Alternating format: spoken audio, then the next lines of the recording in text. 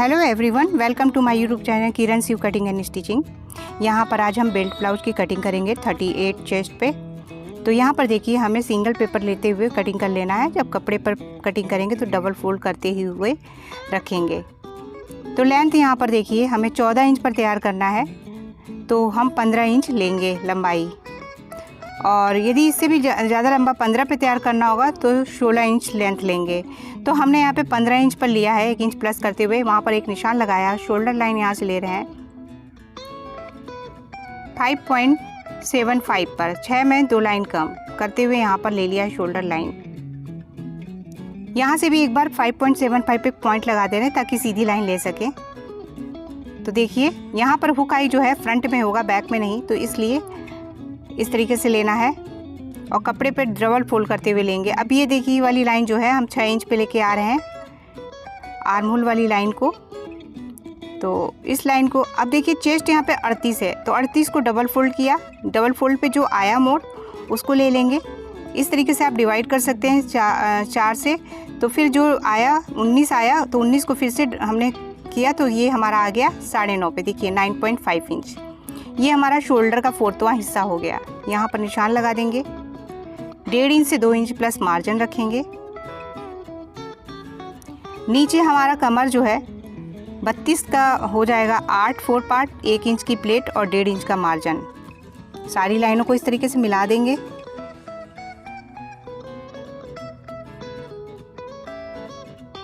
अब यहाँ पर देखिए गला है, यहाँ पे हम ले रहे हैं 2.75। आप 2.5 इंच चाहे तो रख सकते हैं चौड़ाई, 3 इंच भी रख सकते हैं चौड़ाई, जितना आप चाहें उतना रख सकते हैं। और देखिए गले की गहराई यहाँ पर हम ले रहे हैं 8 इंच पर, आप चाहें तो 8.5 पे ले सकते हैं। नॉर्मल में ही बना रहे हैं, गला बहुत बड़ा भी नहीं बना रहे हैं, तो इस हिसाब से। अब देखिए इसका शेप इस तरीके से दिया है, आप चाहें तो गले को यहाँ पे और बड़ा भी कर सकते हैं। हल्का से 2 लाइन के करीब हमने साइड में डाउन किया है ताकि यहाँ पर शोल्डर जो है चिपका हुआ है नीचे।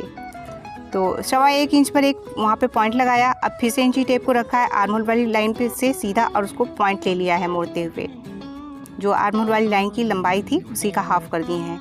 देखिए बड़ा ही इजली ये भी पॉइंट यहाँ पर मिल गया और हमने गुलाई दे दी है। तो मार्जिन वाली लाइनों को हम इस तरह से ड्रॉ कर दे रहे हैं। अब देखिए यहाँ पर बैक साइड में हम लेंगे 4.5 इंच पे। आप 4 से 4.5 पर कहीं पर भी 38 चेस्ट के लिए ले सकते हैं निशान। और लंबाई में हमने 4.5 इंच की प्लेट की लंबाई रखी है। हाफ इंच दोनों साइड ले लिया है, जो 1 इंच प्लेट के लिए हमने लिया था। अब देखिए हमने निशान लगा लिया है, इसे कट करके यहाँ से निकाल लेंगे।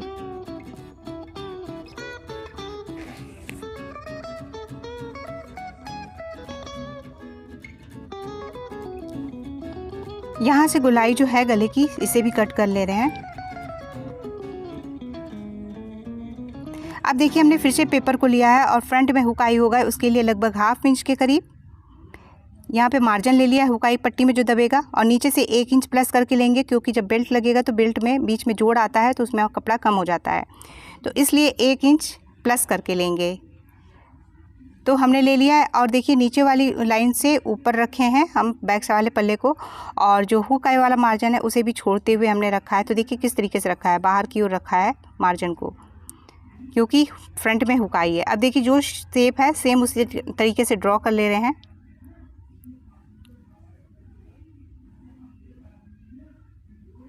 ड्रॉ कर लिया है यहाँ पर। अब यहाँ पर हम थोड़ा सा हाफ इंच थोड़ा सा बढ़ा ले रहे हैं, क्योंकि जब प्लेट पड़ती है तो आगे वाला पल्ला जो होता है थोड़ा सा कम होता है चौड़ाई में। और नीचे से जो सीधी लाइन उसको खींच ले रहे हैं वहीं से। तो मैंने नीचे सीधी लाइन ले ली है, वो क्यों ली है वो बाद में बताते हैं हम आपको। इसके बाद देखिए हमने सारा निशान ले लिया इस तरीके से। अब देखिए यहाँ पे चौकोर बॉक्स तैयार कर लेते हैं। अब यहाँ पर देखिए इस तरीके से हाफ इंच पर इस तरीके से कर्व देंगे। और मैं फिर कह रही हूँ यहाँ पर इसकी प्रैक्टिस ज़्यादा से ज़्यादा करिए, तो आपको ज़्यादा किसी भी निशान लगाने की ज़रूरत नहीं होती और परफेक्ट आपका निशान आता है। तो इस तरीके से हाफ इंच पर गुलाई दीजिए तो अच्छी गुलाई आ जाएगी। अब देखिए यहाँ पर 2.75, 3 में 2 लाइन कम पे पॉइंट लेके गहराई यहाँ पे गले की हम 6 इंच पर ले रहे हैं। जैसा कि बताया है हमने बहुत ज़्यादा डीप नहीं रखना है, नॉर्मल साइज में ही गले को रख रहे हैं। यहाँ पे 6 इंच की गहराई।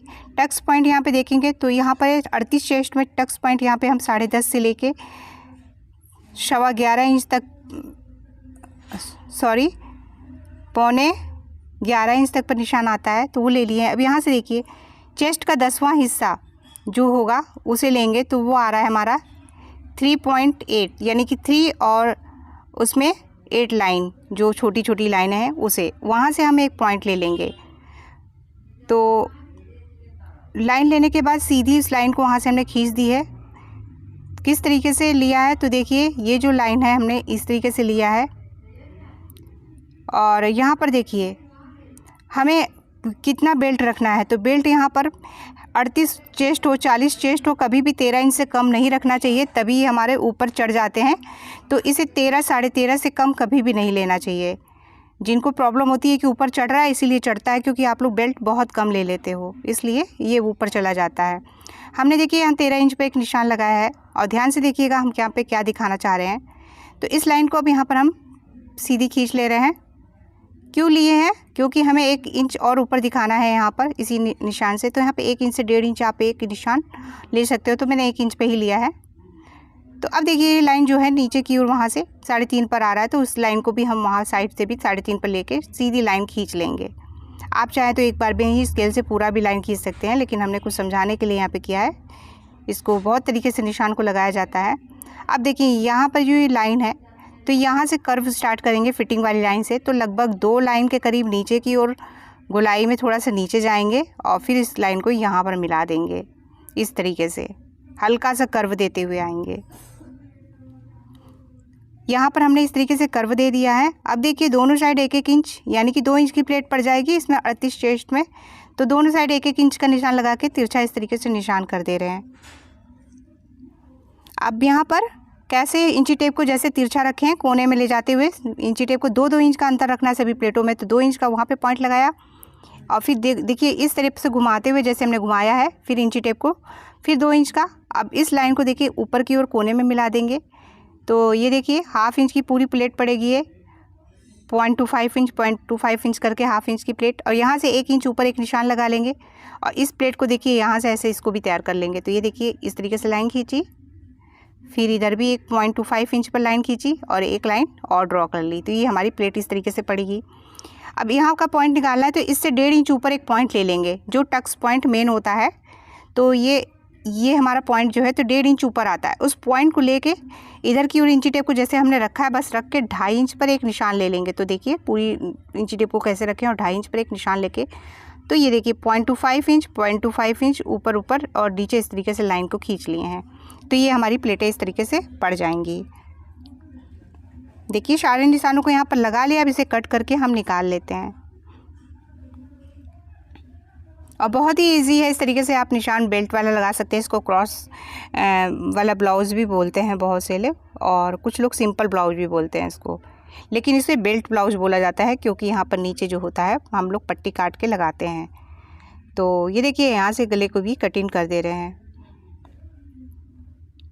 यहाँ पर। अब यहाँ से बेल्ट की भी कटिंग कर देंगे।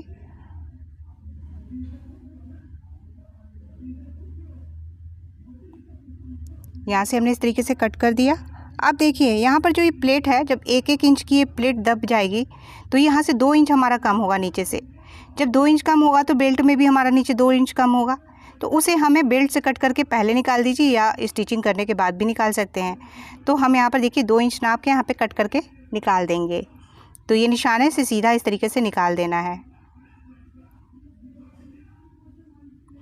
देखिए अब जब ये बेल्ट हमारा यहाँ पर जब प्लेटें पड़ जाएंगी तो हमारे बराबर बेल्ट के आ जाएगा चोली वाला हिस्सा।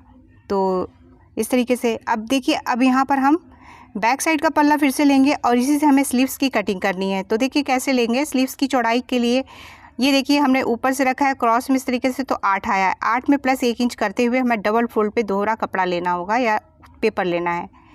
तो एक स्लीव्स के लिए हम बता रहे हैं, और इसी तरीके से 2 स्लीव्स जब निकालनी होगी तो इतना ही हमें डबल कपड़ा लगेगा। तो देखिए लेंथ यहाँ पर हमें स्लीव्स की 9 पर तैयार करना है, तो 10 इंच 1 इंच प्लस करके लेंगे। जब हम फोल्डिंग वाला बनाएंगे तो 1.5 इंच प्लस कर लेंगे। यहाँ पे अस्तर वाले के हिसाब से बता रहे हैं। अब यहाँ से देखिए जो पॉइंट हमने लिया है वहीं से लेंगे 8, और 8 में 1 इंच प्लस करके बताया तो ये हमने 9 इंच पर निशान लगाया है। और देखिए ये हमारा डबल फोल्ड पे पेपर है, तो ध्यान दीजिएगा। अब देखिए वहीं से हम सीधा एक बॉक्स बना ले रहे हैं, सीधी लाइन ले लिए उसी जगह से। और नीचे से हम ये जो मार्जिन वाला लाइन है उसको दिखा दे रहे हैं ड्रॉ करके कि 1 इंच हमारा मार्जिन में है। ऊपर नीचे आधा हाफ इंच सिलाई में जाएगा। अब देखिए ओपन वाले साइड से ही, इधर देखिए ओपन वाले साइड से ही ऊपर से हमें 3.5 इंच पर लंबी बाजू के लिए निशान लगा रहे हैं, तो 3.5 इंच पर निशान लेंगे और उस निशान को हम यहाँ पे सीधा कर ले रहे हैं ताकि अच्छे से समझ में आए गुलाई को देना। और यहाँ से हमने ले लिया। और जो हमने 8 इंच नापा था तो उस पहले 8 इंच को ले लेंगे, तो 8 इंच जहाँ टच कर देगा वहीं पे एक निशान लेंगे। अब देखिए यहाँ ऊपर फिर से एक निशान लेंगे, तो 2.25 से 2.5 इंच पर एक निशान ले लेंगे। तो इस निशान को हमने यहाँ लिया है और डॉट डॉट करते हुए इस तरीके से कर्व देके मिलाना है। ये 2.5 इंच का निशान जो है ये ज़रूर लें, नहीं तो हमारे जो बाजू का शेप होता है वो सही नहीं आता है। अब देखिए यहाँ से हाफ इंच डाउन कर रहे हैं, क्यों? क्योंकि इसका प्रॉपर शेप आ जाएगा स्लीव्स का। यहाँ पर हम ले रहे हैं 5.5 पे, क्योंकि हमारा जो बाजू की गुलाई है वो 11 इंच है। देखिए कैसे, तो ये 11 इंच है, इसको जब डबल फोल्ड करेंगे तो हाफ आएगा 5.5 और यहाँ से 1.5 से 2 इंच का मार्जिन रख लेंगे, तो 1.5 इंच मार्जिन रखेंगे। इस लाइन को ऊपर इस तरीके से मिला देंगे, यहाँ पर मिलाया और यहाँ पर मिलाया। देखिए अब यहाँ पे हमें गुलाई देनी है, तो इसका लगभग सेंटर देखते हुए इस तरीके से देखिए इसकी जो हमारी आएगी आर्म होल की पूरी गुलाई जो होती है, तो इस साइज में 16-17 इंच ही आती है। तो उस हिसाब से अब देखिए जो सेंटर पॉइंट से इस तरीके से हाफ इंच का कर्व दे रहा है, इसी तरीके से थोड़ा सा हमें छांट के हटाना होगा।